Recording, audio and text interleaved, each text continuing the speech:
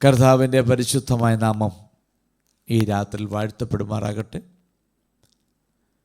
ദൈവവചന പഠനത്തിനായി സൂം ഫ്ലാറ്റിൽ വന്നിരിക്കുന്ന കർത്താവിൻ്റെ വിലപ്പെട്ട ദാസന്മാർ, മാതാപിതാക്കൾ, സഹോദരന്മാർ എല്ലാവരെയും യേശുക്രിസ്തുവിന്റെ നാമത്തിൽ ഹൃദയാംഗമായി സ്വാഗതം ചെയ്തുകൊള്ളുന്നു.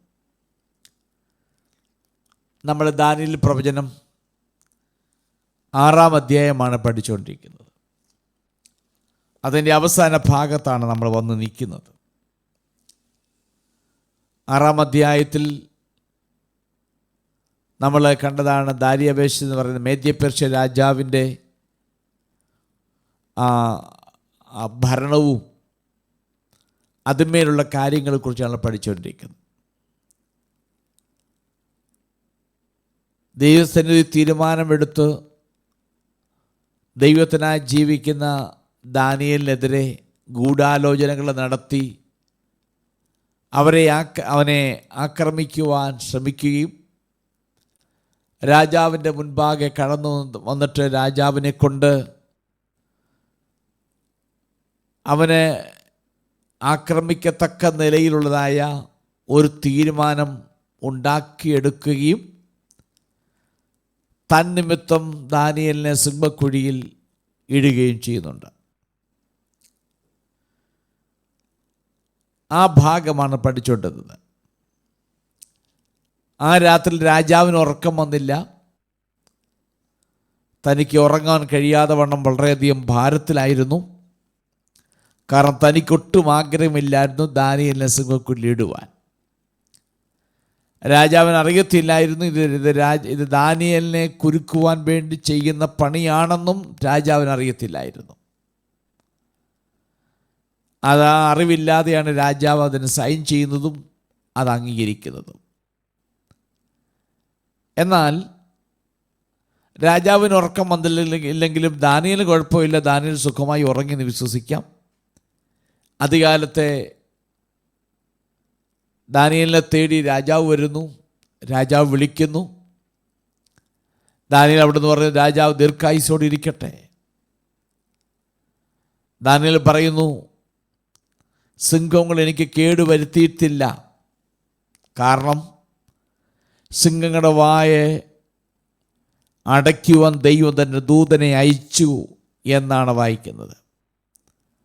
ദൈവം തൻ്റെ ദൂതനെ അയച്ച് സിംഹത്തിൻ്റെ വായ അടച്ചു. അവിടെ സിംഹങ്ങൾക്ക് എന്നെ കേടുവരുത്തുവാൻ, നശിപ്പിക്കുവാൻ കഴിഞ്ഞില്ല. എന്നാൽ ദാനിയേൽ മനസ്സിലാക്കിയ വസ്തുത, രക്ഷിക്കുവാൻ തൻ്റെ ദൂതനെ ദൈവം അയച്ചു എന്ന് ഉറപ്പായി ദാനിയേലിന് അറിയാമായിരുന്നു. ദൈവം ദൂതന്മാരെ തൻ്റെ മക്കളെ സേവിക്കാൻ വേണ്ടിയുള്ള സേവകാത്മാക്കളായിട്ടാണ്, ശുശ്രൂഷ ചെയ്യുന്ന സേവകാത്മാക്കളായിട്ടാണ് ദൂതന്മാരെ ദൈവമാക്കി വെച്ചിരിക്കുന്നത്. വേദപുസ്തകത്തിന്റെ പല ഭാഗങ്ങളിലും ദൂതന്മാർ ഇറങ്ങി വന്ന് വിടുവിച്ചതായിട്ട് നമുക്ക് കാണാൻ കഴിയുന്നുണ്ട്. പുതിയ നിയമത്തിലും പല ഭാഗങ്ങളിലും. സങ്കീർത്തനം 34:7 വായിക്കുന്ന ഇങ്ങനെയാണ്, യഹോവയുടെ ദൂതന്മാർ അവൻ്റെ ഭക്തന്മാരുടെ ചുറ്റും പാളയം ഇറങ്ങി അവരെ വിടുവിക്കുന്നു എന്നാണ്. അങ്ങനെയെങ്കിൽ ദൈവത്തിൻ്റെ ദൂതന്മാർ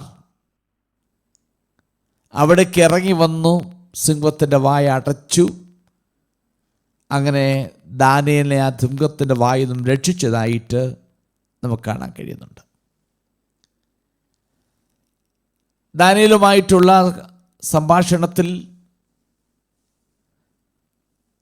ദാനിയേൽ പറയുന്നുണ്ട്, ഞാൻ അങ്ങേക്കെതിരെ ഒരു തെറ്റും ചെയ്തിട്ടില്ല. ആ 22-ാം വാക്യത്തിൽ വായിക്കുമ്പോൾ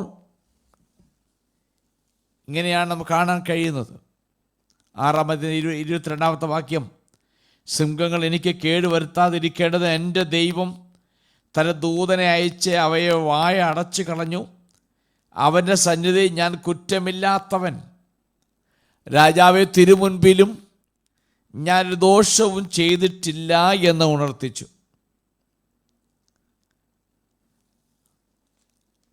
ദാനിയേൽ പറയുന്നത്, ഞാൻ ദൈവസന്നിധിയിൽ തെറ്റും ചെയ്തിട്ടില്ല. ഞാൻ അങ്ങയുടെ മുമ്പാകെയും യാതൊരു ദോഷവും അങ്ങേക്ക് ചെയ്തിട്ടില്ല. ഒരു സൈഡിൽ രാജാവ് നിർബന്ധത്തായി ചെയ്യിപ്പിച്ച നിയമം ദാനിയേൽ ലംഘിച്ചു എന്ന് സത്യമാണ്.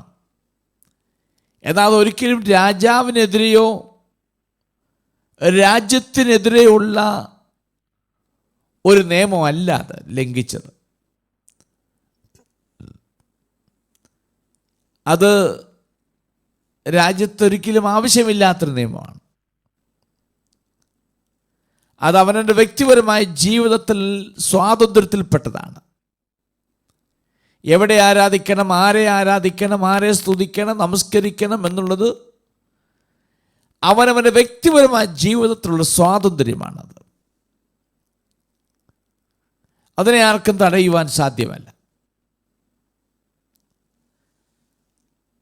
ദാനിയേൽ ദൈവത്തിൽ വിശ്വസിച്ചിരുന്നുകൊണ്ട് വിശ്വാസത്തിലൂടെയാണ് ദാനിയേൽ സംരക്ഷിക്കപ്പെടുന്നത് എന്ന് നമുക്ക് കാണുവാൻ കഴിയുന്നുണ്ട്. അവൻ്റെ ഭാഗം നീതിപൂർണമാണ്. അവൻ്റെ സൈഡ് വളരെ നീതിപൂർവമാണ്. അന്യായമായി യാതൊരു വിധമായ തെറ്റും ചെയ്തിട്ടില്ല. എന്നിട്ടും അന്യായമായി കുറ്റം ആരോപിക്കപ്പെട്ടു. എന്നാലും ശരി, സിംഹങ്ങളുടെ ഇടയിൽ ഇടാതിരിക്കത്തക്കവണ്ണം ആ നിലയിൽ സംരക്ഷിക്കുവാൻ രാജാവിനെ കൊണ്ട് കഴിഞ്ഞില്ല. ഏറ്റവും ദുഷ്കരമാകുന്ന സാഹചര്യങ്ങളിലും ദൈവത്തിലുള്ളതായ ജീവനുള്ളത് ഉറച്ചതുമായ ഒരു വിശ്വാസം ദാനിയേലിൽ ഉണ്ടായിരുന്നു നമുക്ക് കാണുവാൻ കഴിയുന്നുണ്ട്.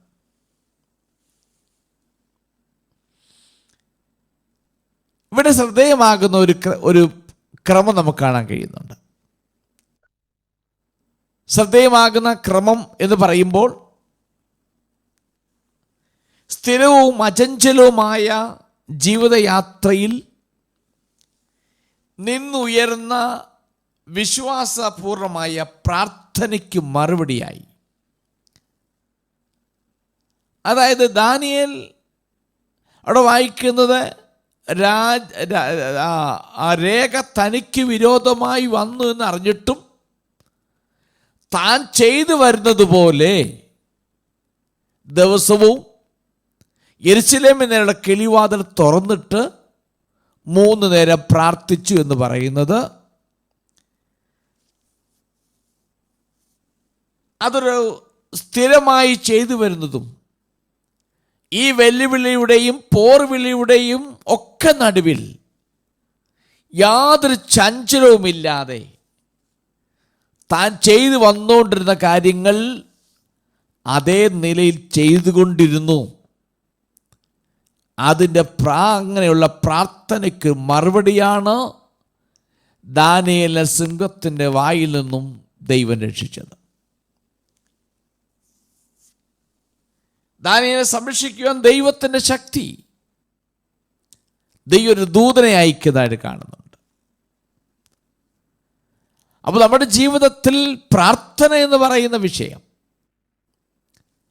ഏത് സാഹചര്യത്തിൽ കൂടെ കടന്നു പോയാലും, ഏത് വെല്ലുവിളിയുടെ നടുവിൽ കൂടെ കടന്നു പോയാലും, ഏത് മാനസിക സംഘർഷങ്ങളിലൂടെ കടന്നു പോയാലും നമ്മൾ പ്രാർത്ഥിച്ചു കൊണ്ടിരിക്കുന്ന നിലയിൽ പ്രാർത്ഥിക്കുവാൻ നമ്മൾ ബാധ്യസ്ഥരാണ്. അങ്ങനെ പ്രാർത്ഥിക്കുന്നെങ്കിൽ മാത്രമേ നമ്മുടെ ജീവിതത്തിൽ ഭാരപ്പെടുന്ന വിഷയത്തിന്മേൽ നമുക്കൊരു മറുപടി ലഭിക്കത്തുള്ളൂ. ഇവിടെ ദാനിയേലിനുള്ള മറുപടി അവിടെ അതാണ്. ഒരു അചഞ്ചലമാകുന്ന നിലയിലാണ് പ്രാർത്ഥിച്ചത്. രേഖ തനിക്കെതിരെ വന്നിട്ടും താൻ അതിനോട് യാതൊരുവിധമാകുന്ന മയവും കാണിക്കാതെ, തൻ്റെ പ്രാർത്ഥനയ്ക്ക് ഒരു മുടക്കവും വരുത്താതെ, താൻ ചെയ്തുകൊണ്ടിരിക്കുന്ന പ്രാർത്ഥനയുടെ ക്രമം തെറ്റാതെ താൻ പ്രാർത്ഥിക്കുന്നു. ആ പ്രാർത്ഥനയുടെ മറുപടിയാണ് തനിക്ക് ലഭിച്ചത്. തൻ്റെ ഹൃദയത്തിൽ ഉറച്ചൊരു തീരുമാനമാണ്, വിശ്വാസമാണ്. അതുകൊണ്ട് എബ്രായലേഖനം 11:31 വായിക്കുന്നു, വിശ്വാസത്താൽ സിംഹത്തിൻ്റെ വായ അടച്ചു, തീയുടെ ബലം കെടുത്തിക്കളഞ്ഞു. അപ്പോൾ അവിടെ പറയുമ്പോൾ വിശ്വാസത്താൽ സിംഹത്തിൻ്റെ വായ അടച്ചു എന്ന് വായിക്കുന്നു.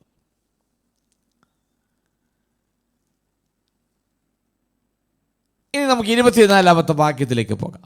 24-ാമത്തെ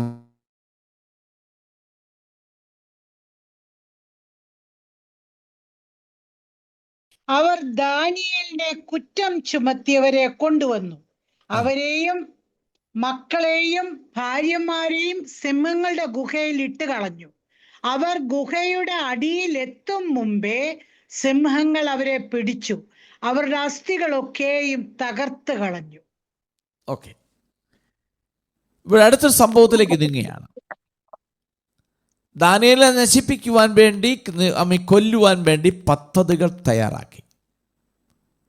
തൻ്റെ ഭക്തനെ ദൈവം ദൂതനെ വിട്ട് രക്ഷിച്ചു. രാജാവ് ദാനിയേലിനെ പുറത്തു കൊണ്ടുവന്നു. സംസാരിച്ചപ്പോൾ രാജാവ് ആരാണോ ഇവനെതിരെ രേഖ എഴുതി ഉണ്ടാക്കിയത് അവർക്കെതിരെ തന്നെ ഓർഡർ കൽപ്പിച്ചു. ദാര്യാവേശനോട് ആരും ഈ കാര്യം ഓർപ്പിക്കേണ്ടി വന്നില്ല. ദാനിയേലിനെതിരെ ഗൂഢാലോചന നടത്തിയവർക്കും അവരുടെ കുടുംബാംഗങ്ങൾക്കും മക്കൾക്കുമെല്ലാം നീതി നടപ്പിലാക്കുവാൻ രാജാവ് തയ്യാറായി തീർന്നു.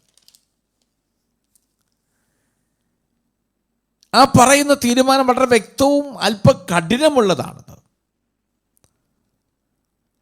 അവർ ചെയ്ത തെറ്റിന് അവരെ കുടുംബക്കാരെയും കൂടെ ചേർത്താണ് സിംഹത്തിൻ്റെ ഗുഹയിലിടുന്നത്. ഒരു പുരാതന ആചാരമായിരുന്നു ഇത്. ഇത് പേർഷ്യക്കാർക്കിടയിലുള്ള, പുരാതന പേർഷ്യൻ ഭാഗങ്ങളിലുള്ള പുരാതന ആചാരങ്ങൾക്കനുസരിച്ചായിരുന്നു ഇത്. അതിനെക്കുറിച്ച് അമ്മിയാനസ് മാർ ബെലിനസ് എന്ന് പറയുന്ന ഒരു പുരാതന എഴുത്തുകാരൻ പേർഷ്യക്കാരെക്കുറിച്ച് എഴുതുന്ന ഒരു രേഖയ്ക്കകത്ത് ഇത് എഴുതുന്നുണ്ട്. അവർക്കിടയിലുള്ള നിയമങ്ങൾ അതിശക്തമാണ്. ആർക്കെങ്കിലും ഒരാൾ തെറ്റ് ചെയ്ത് അദ്ദേഹം തെറ്റുകാരനാണെന്ന് ബോധ്യം വന്നാൽ അദ്ദേഹത്തെ മാത്രമല്ല ശിക്ഷിക്കുന്നത്, അദ്ദേഹത്തിൻ്റെ ചേർന്ന് നിൽക്കുന്ന കുടുംബാംഗങ്ങളെ മുഴുവൻ ശിക്ഷയ്ക്കായി വിധിക്കും എന്ന് ആ പേർഷ്യൻ എഴുത്തുകാരൻ തൻ്റെ പുസ്തകത്തിൽ രേഖപ്പെടുത്തിയിട്ടുണ്ട്. അതുപോലെയാണ്, അങ്ങനെയാണ് മേദ്യ പേർഷ്യയിലെ ദാരിയവേഷ് ദാനിയേലിനെതിരെ എഴുതിയവർക്ക് രേഖ ഉണ്ടാക്കിയവരെ മുഴുവൻ പിടിച്ച് സിംഹത്തിൻ്റെ വായിൽ സിംഹത്തിൻ്റെ ഗുഹയിലിട്ടു. ദാനിയേലിനെ സിംഹത്തിൻ്റെ ഗുഹയിലേക്ക് ഇടുമ്പോൾ സിംഹത്തിൻ്റെ വായ് മുഴുവനും അടച്ചുവെങ്കിൽ ദാനിയേലിനെതിരെ രേഖ ഉണ്ടാക്കിയവരെ ആ ഗുഹയിലേക്ക് എറിയുമ്പോൾ അവരങ്ങ് അടിയിൽ ചെല്ലുന്നതിന് മുൻപ് തന്നെ സിംഹം ചാടി അതുങ്ങളെയെല്ലാം ജീവനോടെ കൊല്ലുന്നതായിട്ടാണ് രേഖപ്പെടുത്തിയിരിക്കുന്നത്. സിംഹങ്ങൾ അവയെല്ലാം കീഴടക്കി പിടിച്ചെടുത്തു. ഗുഹയുടെ അടിത്തട്ടിൽ എത്തുന്നതിന് മുൻപ് തന്നെ. അപ്പോൾ ആ നിലയിൽ ഇത് വന്ന് വീഴുമ്പോഴേ ഹൈറ്റിൽ ചാടി സിംഹങ്ങൾ അവയെല്ലാം പിടിച്ചു തിന്നു. അപ്പോൾ ഇതിന് മനസ്സിലാക്കാൻ കഴിയും, ദാനിയേലിനെ അവിടേക്ക് എറിഞ്ഞപ്പോൾ സിംഹങ്ങൾ അവന് കേടുവരുത്താത്തതിന് കാരണം സിംഹത്തിന് ഇൻഡൈജഷനോ അല്ലെങ്കിൽ മറ്റ് രോഗമോ ഒന്നും അല്ലായിരുന്നു എന്ന് നമുക്ക് മനസ്സിലാക്കാൻ കഴിയും. ആളുകൾ വേണേൽ അങ്ങനെയും പറഞ്ഞു പിടിപ്പിക്കും. സിംഹത്തിന് സുഖമില്ലായിരുന്നു, ഡൈജഷൻ്റെ പ്രോബ്ലം ഉണ്ടായിരുന്നു എന്ന് വേണേൽ പറയും. അതുകൊണ്ട് അവൻ്റെ എതിരെ നിന്നവരെ ഇട്ടപ്പോഴേക്കും അവരെ സിംഹങ്ങൾ ഗുഹയുടെ അടിത്തട്ടിലെത്തുന്നതിന് മുൻപ് തന്നെ അതുങ്ങളെ പിടിച്ചു. അപ്പോൾ ദാനിയേലിനെ രക്ഷിച്ചത് യഥാർത്ഥത്തിൽ ദൂതന്മാരുടെ സംരക്ഷണമാണെന്നോ ഇത് തെളിയിക്കുന്നുണ്ട്. അപ്പോൾ സിംഹങ്ങൾ ദാനിയേലിനെ ഭക്ഷിക്കാത്തതിന് സ്വാഭാവികമാകുന്ന കാരണങ്ങളോ ഫിസിക്കൽ പ്രോബ്ലം അല്ല എന്ന് നിശ്ചയമായും നമുക്ക് ഈ ഭാഗത്ത് മനസ്സിലാക്കാൻ കഴിയും. ഇതാണ് ഞാൻ മുമ്പേ പറഞ്ഞു, നിരന്തരമായി ദൈവത്തോടെ പ്രാർത്ഥിച്ചു കൊണ്ടിരിക്കുന്നവർക്ക് വേണ്ടി ദൈവം തക്ക സമയത്തിൽ വഴി ഒരുക്കും. അടയ്ക്കേണ്ടതിനെ അടച്ച് തുറക്കേണ്ടതിനെ തുറന്ന് ദൈവം തൻ്റെ പ്രവൃത്തി വെളിപ്പെടുത്തും എന്നൊക്കെ മനസ്സിലാക്കാൻ കഴിയും. നമുക്ക് 25 മുതൽ 28 വാക്യങ്ങൾ ഒന്ന് വായിക്കാം.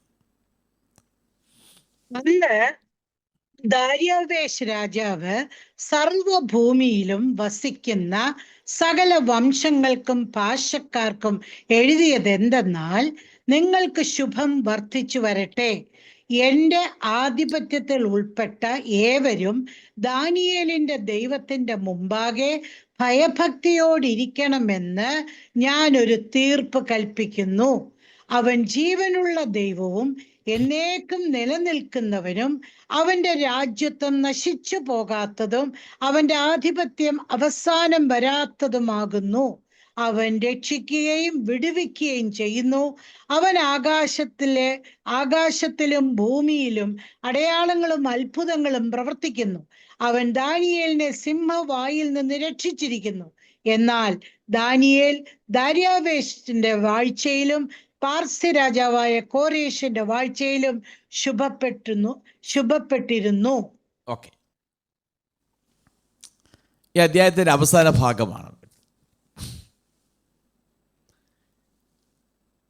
തുടർന്ന് ദാര്യാവേശ് രാജാവ്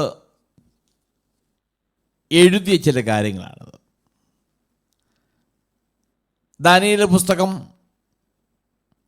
നമുക്ക് മനസ്സിലാകുന്ന നിലയിൽ മാതൃകയായി പിന്തുടർന്ന ഒരുപാട് കാര്യങ്ങൾ ദാനിയേൽ പുസ്തകത്തിലുണ്ട്. ഇവിടെ ദാനിയേലിന് ലഭിച്ച ഉറപ്പ്, ബോധ്യം, അതിൽ ഉറച്ചു നിൽക്കുന്നതായിട്ട് കാണാൻ കഴിയുന്നുണ്ട്. ദാനിയേലും കൂട്ടരും ഈ ദാനിയേൽ പ്രവചനം ആരംഭം മുതൽ നോക്കുമ്പോൾ അവർക്ക് വിശ്വാസം തോന്നിയത്, സത്യമെന്ന് തോന്നിയത്, അവർക്ക് മനസ്സിലായ വസ്തുതകളുടെ മേൽ അവർക്ക് ബോധ്യമായ വിഷയങ്ങൾ അവർ ഉറച്ചു നിന്നതായിട്ട് നമുക്ക് കാണാൻ കഴിയുന്നുണ്ട്. അങ്ങനെ പല വിഷയങ്ങളും അവർ ഉറച്ചു നിന്നതുകൊണ്ട് ദൈവം അവരെ സംരക്ഷിച്ചതായിട്ട് നമുക്ക് കാണാൻ കഴിയുന്നുണ്ട്. ദാനിയേൽ 1:20 വാക്യത്തിൽ കാണുമ്പോൾ ദാനിയേലും കൂട്ടരും ആദ്യം ഉറച്ചു നിന്നത് ഭക്ഷണത്തിൻ്റെ കാര്യത്തിലാണ്. ഞങ്ങൾക്ക് ആ ഭക്ഷണം വേണ്ട, ഞങ്ങൾ തങ്ങളെ തന്നെ അശുദ്ധമാക്കാൻ ഞങ്ങൾ തയ്യാറല്ല. അപ്പോൾ ദാനിയേലും ബോധ്യമായിരുന്നു, ആ ഭക്ഷണം ഞങ്ങളെ അശുദ്ധരാക്കുന്നതാണ് എന്നൊരു ബോധ്യം ദാനിയേലും കൂട്ടർക്കുണ്ടായിരുന്നു. അതുകൊണ്ട് അവർ അതിൽ ഉറച്ചു നിന്നു, ആ ബോധ്യത്തിൽ അവർ ഉറച്ചു നിന്നു. അവിടെ നമുക്കറിയാം, ഉറച്ചു നിന്നതുകൊണ്ട് ദൈവം അവരെ അനുഗ്രഹിച്ചു, അവരെ സംരക്ഷിച്ചു. രണ്ടാമത് കാണാൻ കഴിയുന്നുണ്ട്, നെബൂഖദ്നേസർ രാജാവ് കണ്ട സ്വപ്നം. കൊല്ലുമെന്നൊക്കെ പറയുമ്പോൾ എല്ലാവരും പേടിച്ച് വിറച്ചു പോയി. എന്നാൽ ദാനിയേലും കൂട്ടരും വളരെ ഉറപ്പോടും ബുദ്ധിയോടും ദൈവാത്മാവിലും നെബൂഖദ്നേസർ സ്വപ്നം വ്യാഖ്യാനിച്ചു എന്ന് നമുക്ക് കാണാൻ കഴിയുന്നുണ്ട്. അതിൽ ഉറച്ചു നിന്നതായി കാണുന്നുണ്ട്. 3-ാം അധ്യായത്തിലേക്ക് വരുമ്പോൾ ബിംബത്തെ വീണ്ടും നമസ്കരിക്കണം, ഇല്ലാത്തവരെ തീച്ചൂള എറിഞ്ഞു കളയുമെന്നുള്ള നിയമം കൊണ്ടുവന്നപ്പോൾ ശദ്രക്കും മേശക്കും അബേദ്നെഗോ ഈ 3 പേരും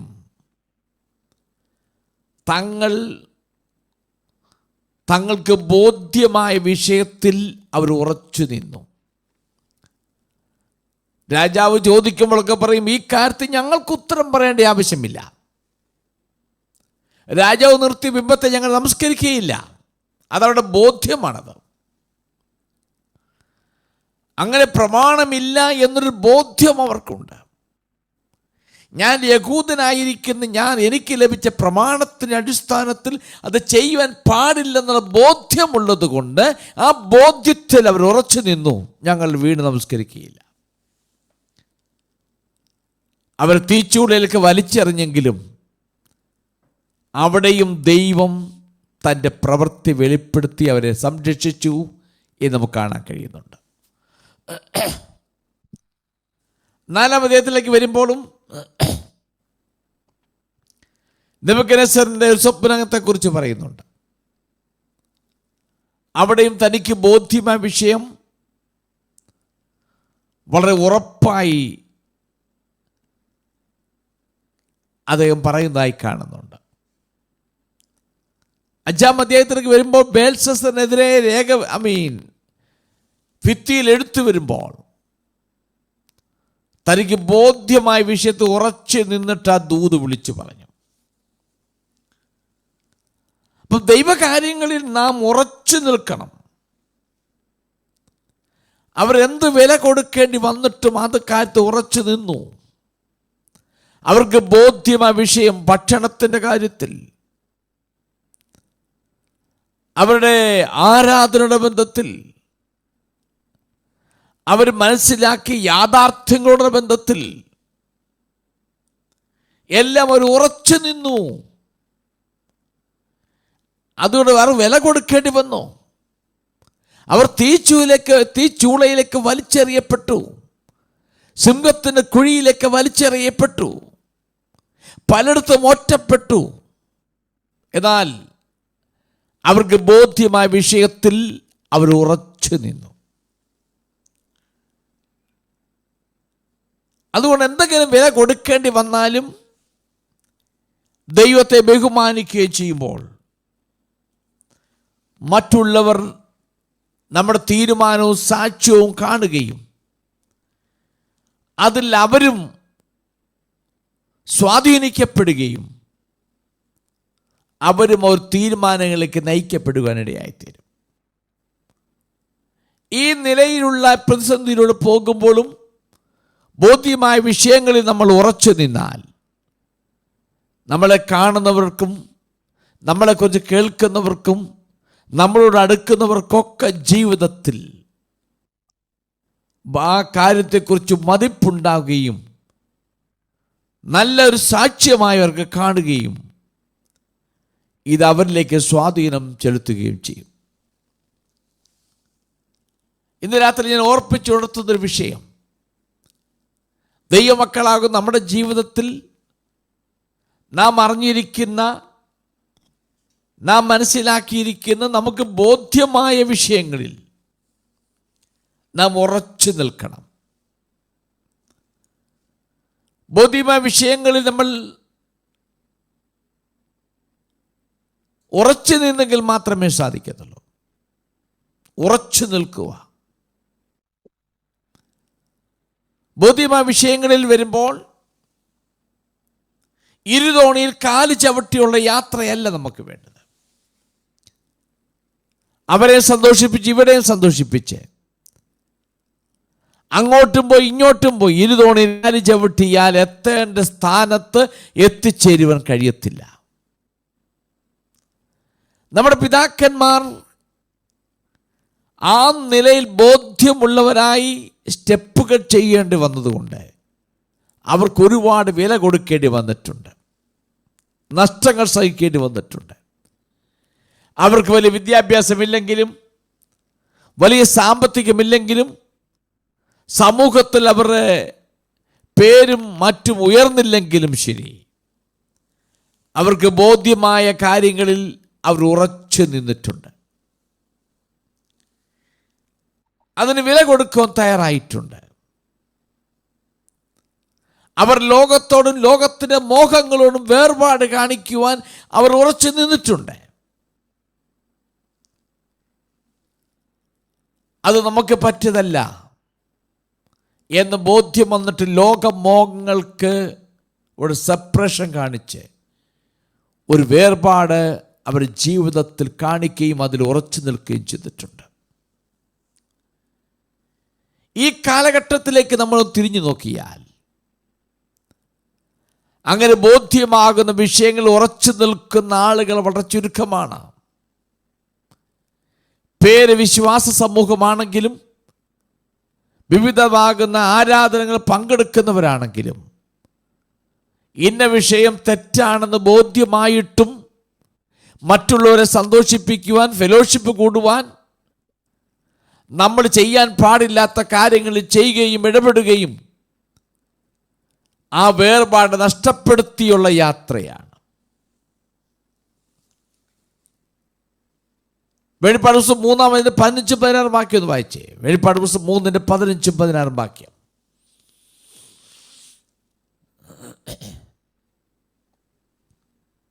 ഞാൻ നിന്റെ പ്രവൃത്തി അറിയുന്നു. നീ ഉഷ്ണവാനുമല്ല ശീതവാനുമല്ല. ശീതവാനോ ഉഷ്ണവാനോ ആയിരുന്നു എങ്കിൽ കൊള്ളായിരുന്നു. ഇങ്ങനെ ശീതവാനുമല്ല ഉഷ്ണവാനുമല്ല ശീതോഷ്ണവനാകയാൽ നിന്നെ എന്റെ വായിൽ നിന്ന് ഉമിണ്ണുകളയും. ഞാൻ ധനവാൻ സമ്പന്നനായിരുന്നു, എനിക്ക് ഒന്നിനും. നോക്കണം, ഇവിടെ പറയുന്നു നീ ശീതവാനുമല്ല ഉഷ്ണവാനുമല്ല. നിനക്ക് അതിനെക്കുറിച്ച് ബോധ്യം വന്നിട്ടും നീ ഇന്നും ശീതോഷ്ണവാനായി ജീവിക്കുന്നത് കൊണ്ട് നിനക്ക് എത്തിച്ചേരേണ്ട സ്ഥാനത്ത് എത്തിച്ചേരുവാൻ സാധിക്കത്തില്ല.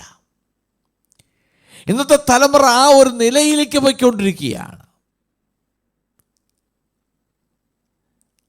ഇത് തെറ്റാണെന്ന് ബോധ്യമാകുന്ന നിലയിൽ നമ്മുടെ പിതാക്കന്മാർ ജീവിച്ചപ്പോൾ അവരുടെ ജീവിത ശൈലികളും ആശയങ്ങളും ആഗ്രഹങ്ങളും അവരുടെ ഭക്ഷണ ക്രമീകരണങ്ങളും ജീവിത ക്രമീകരണങ്ങളെല്ലാം ബോധ്യമായ വിഷയങ്ങളിൽ ഊന്നൽ കൊടുത്ത് മുൻപോട്ട് പോയപ്പോൾ ഈ കാലഘട്ടത്തിൽ എത്തിയപ്പോൾ അതിലെല്ലാം മാറ്റം സംഭവിച്ചു. അവർക്ക് എവിടെ കാൽ വെക്കണം എന്നറിയത്തില്ല. അവർ അതും ശരിയാണ്, ഇതും ശരിയാണ്, അത് ചെയ്താൽ കുഴപ്പമില്ല, ഇത് ചെയ്താൽ കുഴപ്പമില്ല. നമ്മുടെ പിതാക്കന്മാർ ഒരു കാലത്ത് ഏതിനോടെല്ലാം വേർപാട് കാണിച്ചുവോ, ഏതിനോടെല്ലാം വേർപെട്ട ജീവിതം നയിച്ചോ അതിനെയെല്ലാം ചേർത്ത് പിടിച്ചുകൊണ്ട് യാത്ര ചെയ്യുന്ന ഒരു വിശ്വാസ സമൂഹമാണ് ഇന്ന് നമുക്ക് കാണുവാൻ കഴിയുന്നത്. നമ്മുടെ പിതാക്കന്മാർ അവർക്കുണ്ടായതിനെല്ലാം ലോക ഇമ്പങ്ങളുടെ ബന്ധത്തിൽ നമുക്കത് വേണ്ട എന്ന് വലിച്ചെറിഞ്ഞപ്പോൾ അതിനെല്ലാം ചേർത്ത് പിടിച്ച് യാത്ര ചെയ്യുന്ന ഒരു സമൂഹമായി ക്രൈസ്തവ സമൂഹം മാറ്റപ്പെട്ടു. അവിടെ ഇന്ന് രാത്രിയിൽ ഈ വചനത്തിന്റെ അടിസ്ഥാനത്തിൽ വിളിച്ചു പറയട്ടെ, ദാനിയേലിനെ പോലെ, ശദ്രക്ക്, മേശക്ക്, അബേദ്നെഗോവിനെ പോലെ ഉത്തമ ബോധ്യമുള്ള വിഷയത്തിന്മേൽ നമ്മൾ ഉറച്ചു നിൽക്കണം. ഞാനത് ചെയ്യുകയില്ല. അതിന് വചനത്തിൽ എന്തുണ്ട്? അതിന് തെളിവ് കാണിക്കുക എന്നിങ്ങളുടെ ചോദ്യങ്ങളൊക്കെ നിർത്തിയിട്ടെ. ദൈവമായിട്ട് ഉത്തമ കമ്മിറ്റ്മെൻറ്റ് നിനക്കുണ്ടെങ്കിൽ, ദൈവമായിട്ട് ആത്മസമർപ്പണം നിനക്കുണ്ടെങ്കിൽ, നീ വേർപാട് കാണിക്കേണ്ട സ്ഥാനങ്ങളിൽ ഉറച്ചു നിന്ന് വേർപാട് കാണിക്കുന്നെങ്കിൽ മാത്രമേ ദൈവം നമുക്ക് വേണ്ടി പദ്ധതികൾ ഒരുക്കി നമ്മെ വിടുവിക്കത്തുള്ളൂ. അതുകൊണ്ട് നമ്മുടെ ജീവിതത്തിൽ ആ ഒരു നിലയിൽ പോകാൻ നമ്മൾ ബാധ്യസ്ഥരാണ്. ബൈ പറയേണ്ടത് നമ്മൾ ബൈ പറയണം. ചേർത്ത് പിടിക്കണം. അത് സത്യമാണെന്ന് ഉത്തമ ബോധ്യം വരുമ്പോൾ ആ ബോധ്യമായ കാര്യത്തിൽ ഉറച്ചു നിന്നിട്ട് നാം പ്രവർത്തിക്കുവാൻ ബാധ്യസ്ഥരാണ്. ഇല്ല എങ്കിൽ നമ്മുടെ ജീവിതത്തിൽ പരാജയങ്ങൾ സംഭവിക്കും. ദൈവത്തിൻ്റെ മഹത്വം മറ്റുള്ളവർ കാണണം, മറ്റുള്ളവർ പ്രേരിപ്പിക്കണം. അങ്ങനെ ചെയ്യണമെങ്കിൽ നാം അറിഞ്ഞിരിക്കുന്ന യാഥാർത്ഥ്യത്തിൽ, നാം മനസ്സിലാക്കിയ യാഥാർത്ഥ്യങ്ങളിൽ നാം ഉറച്ചു നിൽക്കണം. എങ്കിലേ മറ്റുള്ളവരിലേക്ക് ഈ സത്യം സ്വാധീനിക്കത്തുള്ളൂ, അവരെ ഈ സത്യത്തിലേക്ക് നയിക്കത്തുള്ളൂ. അങ്ങനെയാണ് ഇപ്പോൾ ദാനിയേൽ അങ്ങനെ ഉറച്ചു നിന്നു. ബേൽശസ്സർ മനസ്സിലാക്കി, നെബൂഖദ്നേസർ മനസ്സിലാക്കി, അവിടെ കൂടപ്പെട്ട പല ജനങ്ങളും മനസ്സിലാക്കി. ഇവിടെ വന്നപ്പോൾ ദാരിയവേശ് രാജാവ് പറയുന്നു, ദാനിയേലിന്റെ ദൈവം. അങ്ങനല്ലേ ഭാഗം വായിക്കുന്നത് 28-ാമത്തെ വാക്യത്തിൽ.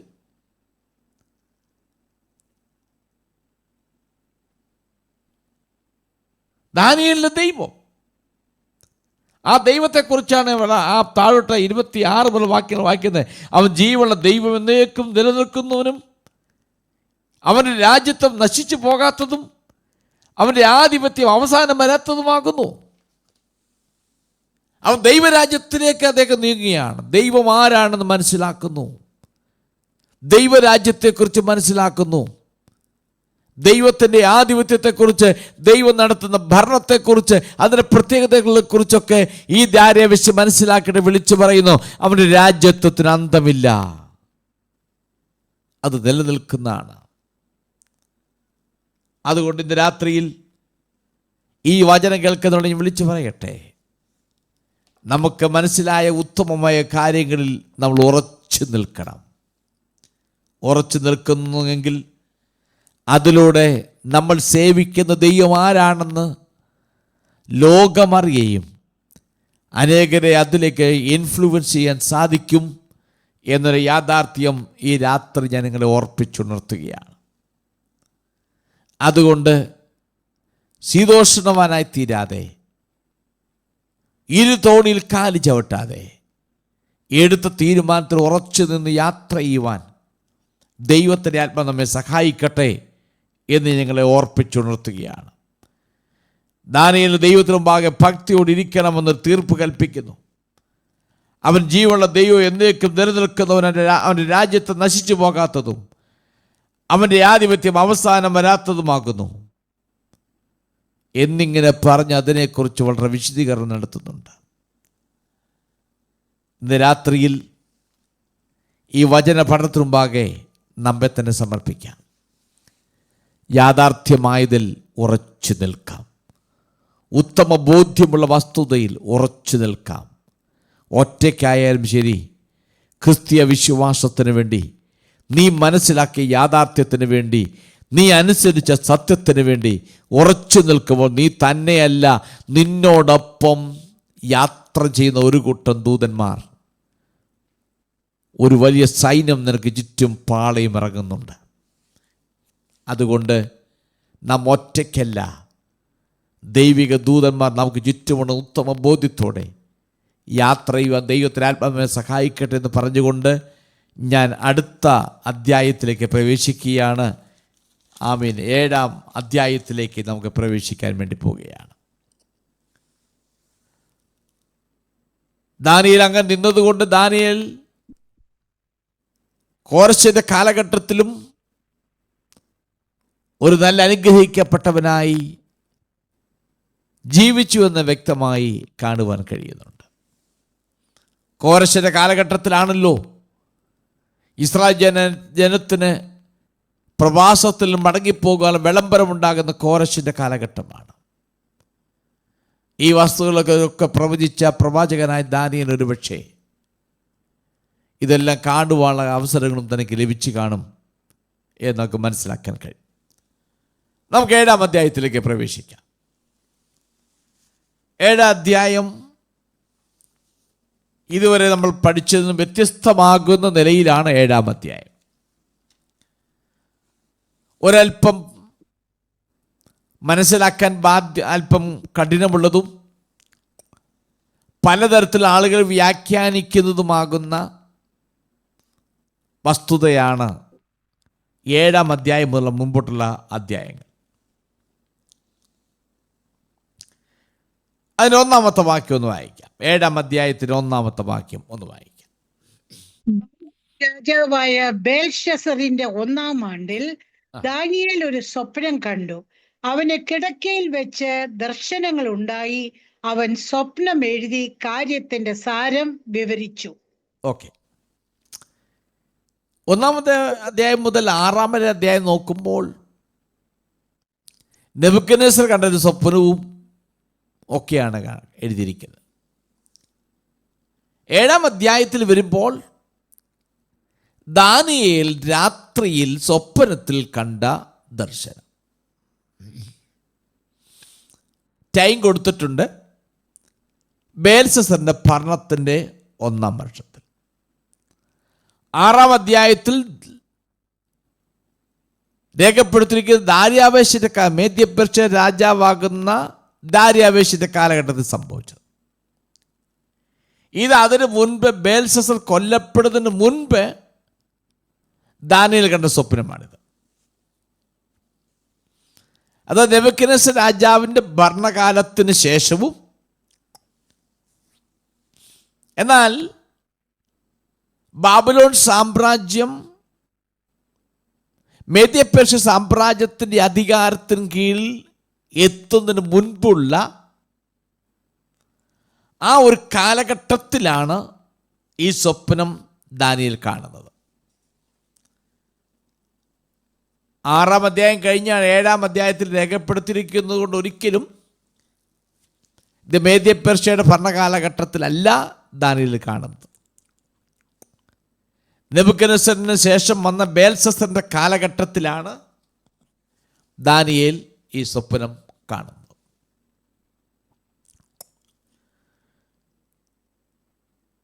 ആ ദർശനം ദാനിയേൽ ലഭിച്ചത് നെബൂഖദ്നേസറിന്റെ കാലഘട്ടത്തിന് ശേഷവും മേദ്യപേർഷ്യ സാമ്രാജ്യം ഭരണത്തിൽ ഏറുന്നതിന് മുൻപുമാണ്. ആ ഒരു ഗ്യാപ്പിലാണ് ദാനിയേൽ ഈ സ്വപ്നം കാണുന്നത്. ദാനിയേൽ പുസ്തകം 1-ാം അധ്യായം മുതൽ 6-ാം അധ്യായം വരെയുള്ള അധ്യായങ്ങൾ ദാനിയേലിൻ്റെ ജീവിതത്തെയും ആ സമയമുള്ള കാലഘട്ടത്തെയും ഭരിച്ചിരുന്ന രാജാക്കന്മാരെക്കുറിച്ചും ഉണ്ടായ കാര്യങ്ങളെക്കുറിച്ചൊക്കെയാണ് വിശദീകരിക്കുന്നത്. എന്നാൽ 7 മുതൽ 12 വരെയുള്ള അധ്യായങ്ങൾ അദ്ദേഹത്തിന് ലഭിച്ച ദർശനങ്ങളെക്കുറിച്ചാണ് പറയുന്നത്. സംഭവങ്ങളുടെ ക്രമം അനുസരിച്ച് ദാനിയേൽ 7-ൽ വിവരിച്ചിരിക്കുന്ന ദർശനം ഉണ്ടായത് 4-5 അധ്യായങ്ങൾക്കിടയിലുള്ള കാലഘട്ടത്തിലാണ് സംഭവിച്ചത്. ഇപ്പോൾ 4-ാം അധ്യായത്തിനും 5-ാം അധ്യായത്തിനും ഇടയിൽ നടന്ന ആ കാലഘട്ടത്തിൽ കണ്ട ദർശനമാണ് നമ്മൾ പഠിച്ചു വരുമ്പോൾ മനസ്സിലാക്കാൻ കഴിയുന്നത്. അതുകൊണ്ട് ക്രമമനുസരിച്ച് വരുമ്പോൾ 7-ാം അധ്യായത്തിലല്ല ഇത് വിശദീകരിക്കേണ്ടത്, 4-നും 5-നും ഇടയ്ക്കാണ് വിശദീകരിക്കേണ്ടത്.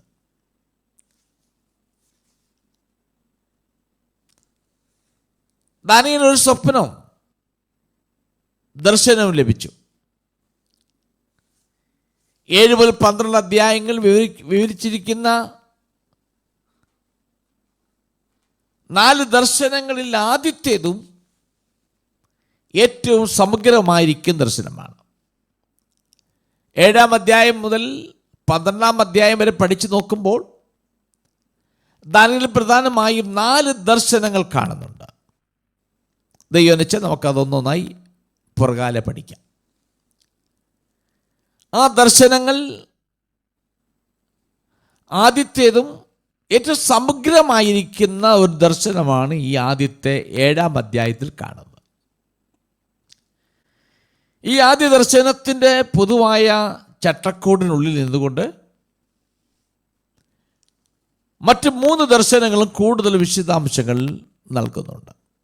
ഇതാണ് 4 ദർശനങ്ങൾ. ഫൗണ്ടേഷൻ ഈ ദർശനമാണ്.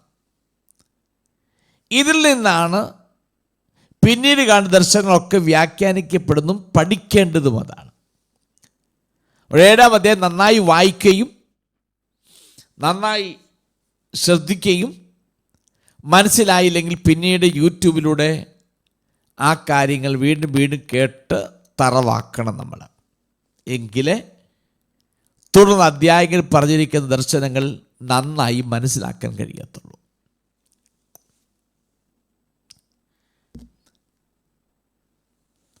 പ്രധാന വിവരങ്ങൾ ഇവിടെ പറയുന്നുണ്ട്. ദാനിയേലിന് കൂടുതൽ വിശദാംശങ്ങൾ നൽകാൻ ദാനിയേലിന് കഴിയുമായിരുന്നു. എന്നാൽ പ്രധാന കാര്യങ്ങൾ മാത്രം എഴുതാതെ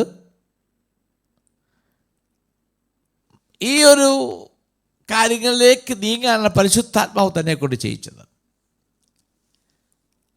ദാനിയേൽ കൂടുതൽ വിശദാംശങ്ങൾ എഴുതിയിരുന്നെങ്കിൽ എന്ന് ചിന്തിച്ചേക്കാം, കാര്യങ്ങൾ മനസ്സിലാക്കാമല്ലോ. പക്ഷെ പരിശുദ്ധാത്മാവിൻ്റെ ലക്ഷ്യം മറ്റൊന്നാകിയാൽ ദാനിയേൽ ആ നിലയിലേക്ക് എഴുതുവാൻ ദാനിയേലിനെ കൊണ്ട് കഴിഞ്ഞിട്ടില്ല.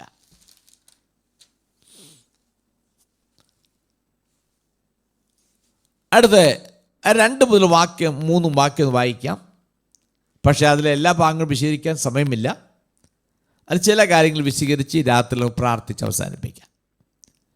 2-3 വാക്യം ഒന്ന് വായിച്ച്. ദാനിയേൽ വിവരിച്ച് പറഞ്ഞത് എന്തെന്നാൽ, ഞാൻ രാത്രിയിൽ എന്റെ ദർശനത്തിൽ കണ്ടത് ആകാശത്തിലെ 4 കാറ്റും മഹാസമുദ്രത്തിന്റെ നേരെ അടിക്കുന്നത് ഞാൻ കണ്ടു. അപ്പോൾ തമ്മിൽ ഭേദിച്ചിരിക്കുന്ന 4 മഹാമൃഗങ്ങൾ സമുദ്രത്തിൽ നിന്ന് കയറി വന്നു. ഓക്കെ, ഈ സ്വപ്നം കാണുന്ന വിധം പറയുന്നുണ്ട്. ദർശനത്തിലുണ്ടായി, സ്വപ്നം എഴുതി, കാര്യത്തിന് സാരങ്ങൾ വിശദീകരിക്കുകയാണ്. അവർ കിടക്കയിൽ വെച്ച് ദർശനമുണ്ടായതാണ്.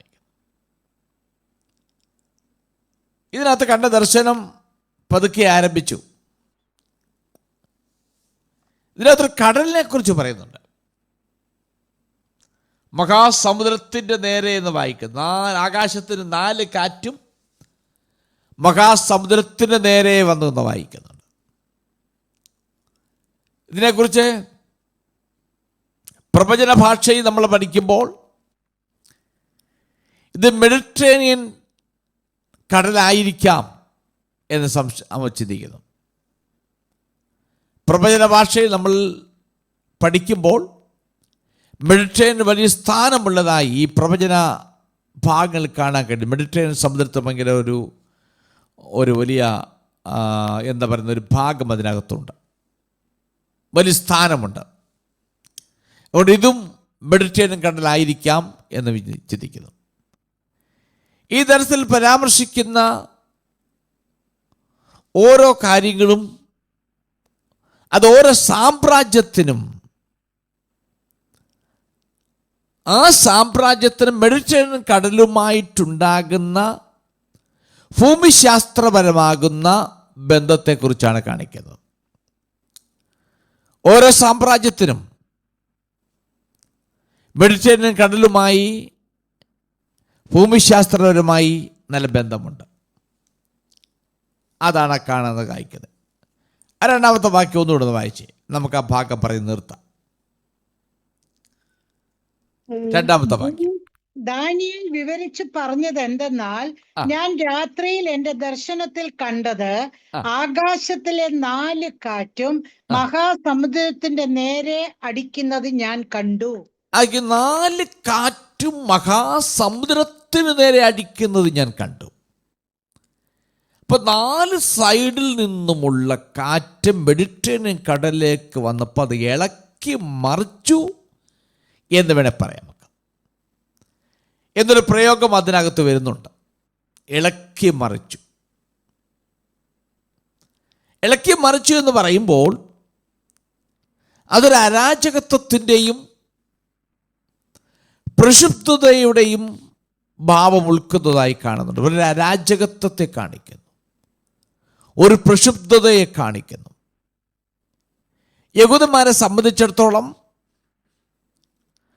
കടൽ അപകടകരവും നിഗൂഢവുമായിരുന്നു.